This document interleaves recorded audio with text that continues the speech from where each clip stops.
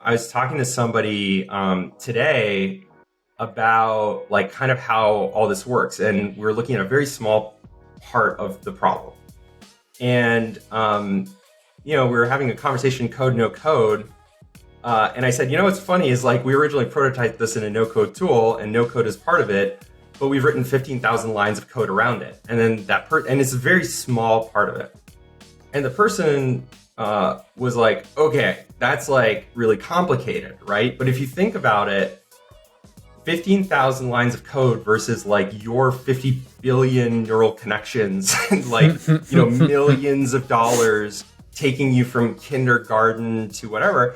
I think people really underestimate just how much like value add humans are adding in the part of the sales process. It's like getting to know you and finding targeting. Like the long run to me it's so clear. The long run, GPT-3's out, AI is already creating like all that stuff. The long run value of humans is going to be creativity, right?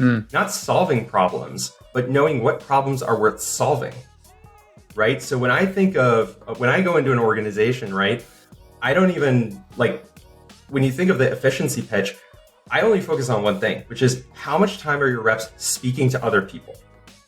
That's the only metric that I think matters. And the reason for that is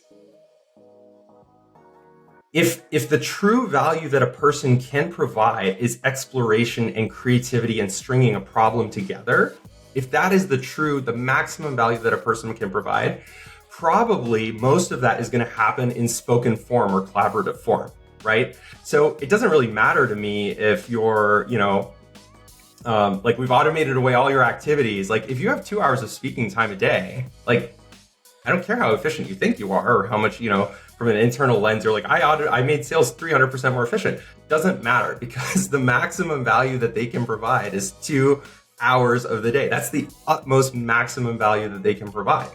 And so I think like that's kind of like how I think about the shift with RevOps is like, it's like, how do we rethink what our resources are and how do we align them to customers in different creative sort of ways to maximize that airtime? So you and I've talked about this a little bit, and I mean, it kind of seems like you're kind of throwing away many, if not all, of like the traditional measures of what makes a ops team, quote unquote, good, and also like what the right way to measure the output of a sales organization is as well. So can you kind of talk about this evolution that you've gone on from that kind of more traditional lens that you're talking about to the way you're thinking about it now, which is like, I think at its core, talk time per customer per day?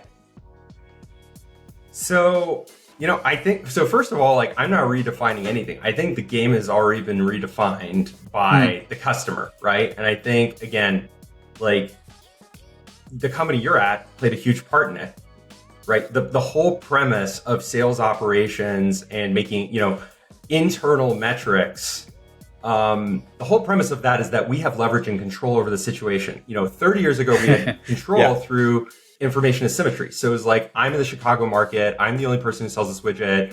I'm going to call in this prospect, or maybe there's 5, but like, what are the odds that 5 people are going to call in the prospect at the same time? Like that was the first information asymmetry. Then that was the first leverage. Then the second leverage came from like, I can just achieve, I can automate these low value tasks. I can achieve it. And today, like there's kind of 5 versions of every app. And even though they're different, like, they all make the same claims. The thing as a buyer is like, all I can go off is the claims and the cost of exploring those claims with you. And I don't always buy the best product, right? I just do my best to predict what that ROI is going to be. And so now it's like, you can bant me all you want.